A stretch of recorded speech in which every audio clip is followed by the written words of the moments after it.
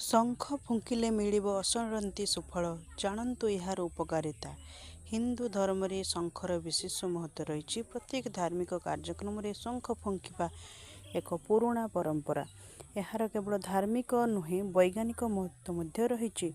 ଶଙ୍ଖ ଫୁଙ୍କିବା ଦ୍ୱାରା ସକାରାତ୍ମକ ଶକ୍ତି ଘରକୁ ଆସିଥାଏ ଏବଂ ନକାରାତ୍ମକ ଶକ୍ତି ଦୂର ହୋଇଥାଏ।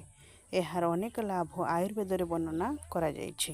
ଏହା ବ୍ୟତୀତ ଫୁସ୍ଫୁସ୍ ଏବଂ ମାଂସପେଶୀରେ ମଧ୍ୟ ବ୍ୟାୟାମ ଆସିଥାଏ। କେବଳ ସେତିକି ନୁହେଁ, ଶଙ୍ଖ ଫୁଙ୍କିବା ଦ୍ୱାରା ଅନେକ ସ୍ୱାସ୍ଥ୍ୟ ଉପକାର ମଧ୍ୟ ମିଳିଥାଏ।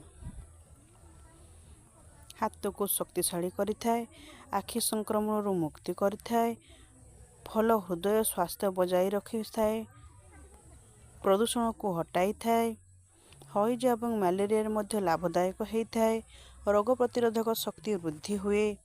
ଏହିପରି ଶଙ୍ଖ ଫୁଙ୍କିବା ଦ୍ୱାରା ରୋଗ ପ୍ରତିରୋଧ ଶକ୍ତି ବଢ଼ିଥାଏ। ଏହା ମାନସିକ ଚାପରୁ ମୁକ୍ତି ଦେଇଥାଏ। ରକ୍ତଚାପ, ମଧୁମେହ, ହଜମ, ନାକ କାନ ସହ ଜଡ଼ିତ ସମସ୍ୟା ଭଲ